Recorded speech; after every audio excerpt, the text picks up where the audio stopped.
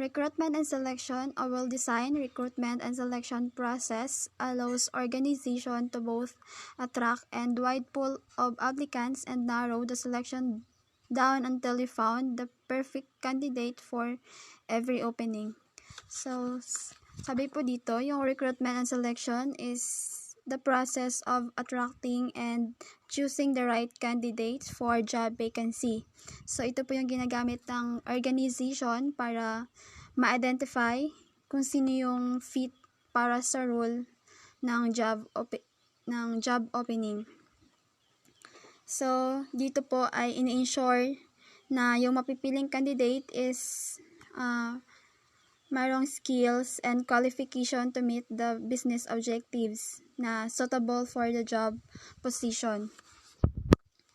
So, recruitment is the process that organization use to source, attract, and identify candidates for their open positions.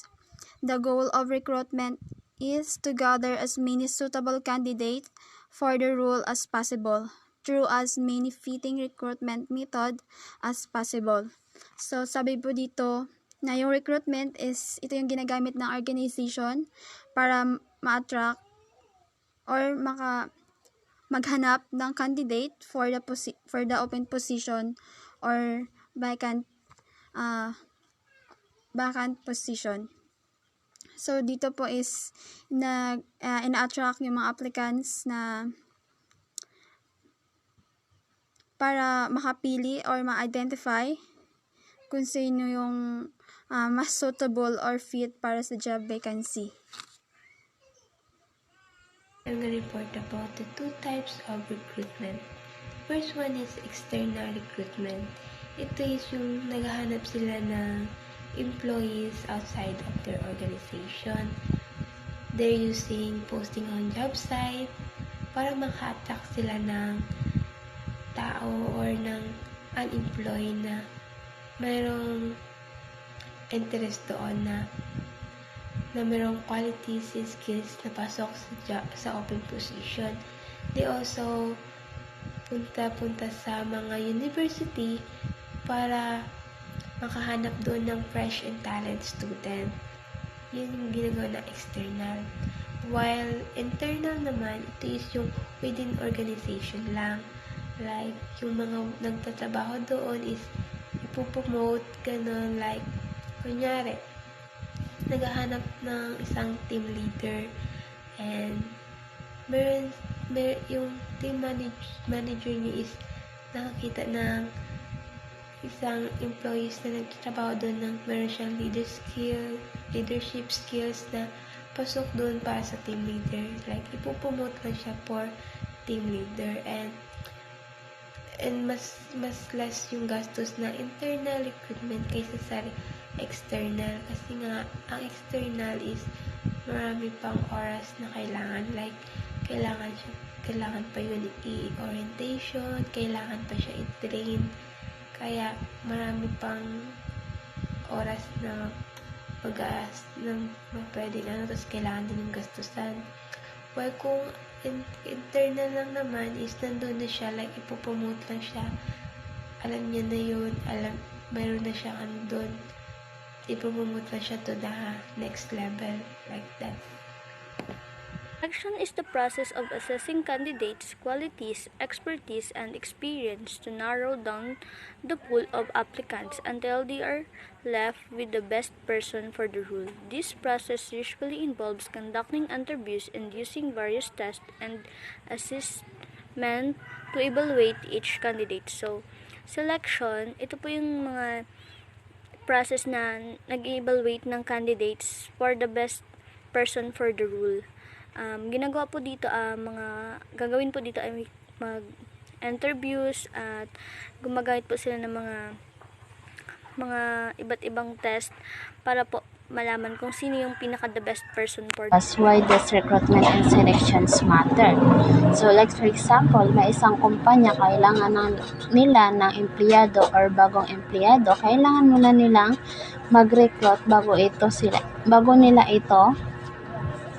bago sila mamimili o tinatawag itong selections process. So, bakit nga ba mahalaga ang recruitment and selection?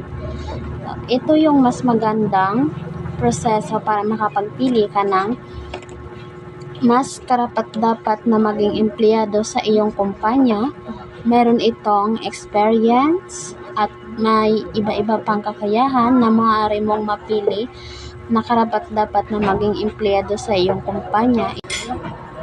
Siyempre, kapag hindi mo idadaan sa recruitment, basta-basta ka lang pipili ng isang empleyado, hindi mo sinisigurado kung yung napili mo ba ay tamang tao or may experience, or baka yung alam niya lang ay kukuha lang ng sahod pero hindi magtatrabaho. So, mas maganda yung itadaan mo muna sa selection process bago mo ito ipapasok sa iyong kumpanya, para mas maganda ang magiging resulta kapag siya ay nakasimula ng pumasok sa iyong kumpanya.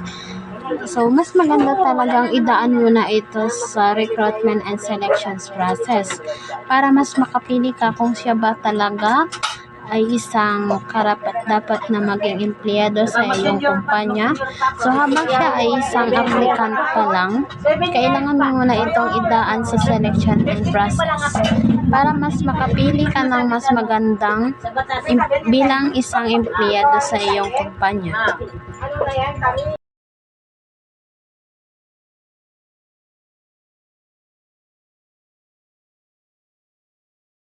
For job descriptions. It's the first step in the process where we put together a clear and detailed job description for each role. This is the candidate's first introduction to the role and often to your organization, so it's important to get it right. So, creating a meaningful job description helps job seekers understand what the job involved is and if they are fit in the job. And then it also helps the company find the right person by clearly stating what they are looking for. So, to ensure that you only receive application from candidates with the right skills and experience, make sure your job description is as clear as possible about your requirements for the role. Number 2, advertise posting in the right places. Next, you need to publish your job description. So, dito po is if you want to find the right employee for your business, then you need to go to the right places to advertise for them. So, halimbawa for generalist role, so you could post it on general job sites, social media platforms like LinkedIn.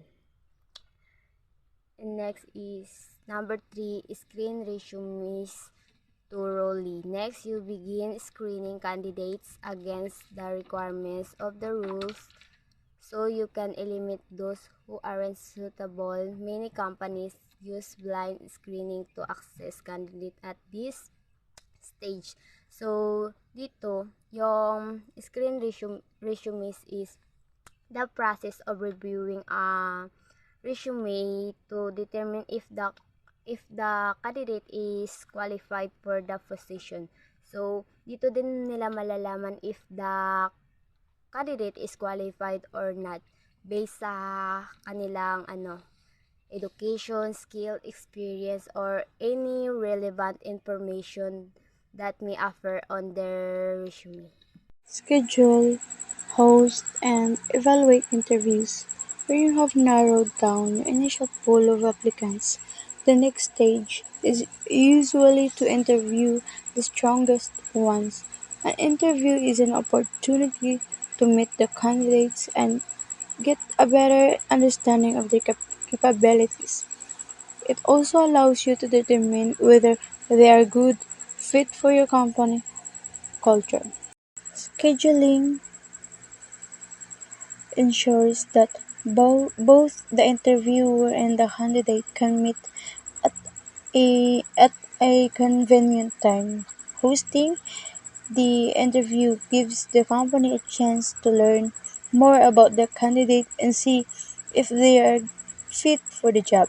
And finally, evaluating the interview helps the company make informed decisions about who to hire based on the candidate's skills, experience, and personality. Run various tests and assessment. Next, you will need to determine whether the remaining candidates have the right skill and qualities for the role. Depending on the nature of the role, you might decide to use. So, para malaman kung sino ang the right person for the role, so kailangan mong gamitin ang mga ito. First is personality test. These are designed to test a candidate's soft skill and determine how they will behave in certain situations. Number 2 is knowledge test. These present candidates with a specific situation or question that assist their expertise, training, and experience. So number 3 is psychometric test. They are designed as assesses candidates' intelligence and usually involve solving problems within a limit time. So last is technical skill assessment. This provide an object assessment of candidates' technical skill, making it easy to compare one candidate to another. Thank you. Number 6, select and hire your ideal candidates. To know your ideal candidate, you should review your candidate based on the result of their interview and any test or assessment they have complete. Doon mo malalaman na kung swak ba sila sa position na ino-open mo, kung nakikita mo ba yung skills and qualities nila, kung maganda ba. Once na nakita mo na maganda naman is and best for the open position, mag-a-offer ka na and dun mo i-offer yung salaries nila or kung yung position ba nila is deserve ba yung salary na matatanggap. Once na in-accept nila yun, mag-assign kayo ng employment contract. Yun na is for terms and condition of employment, yung mga benefits, ganun. Doon na. Once na nag-sign na kayo dalawa is pwede na mag-onboarding process. Ito naman is, dito na yung iti-train mo na siya, i-orient mo na sila, and ka para sa policy and regulation ng inyong company. So, once okay na yun, and meron na silang mga mentor na nagaturo, and once na okay na lahat, yun, pwede na silang magsimula.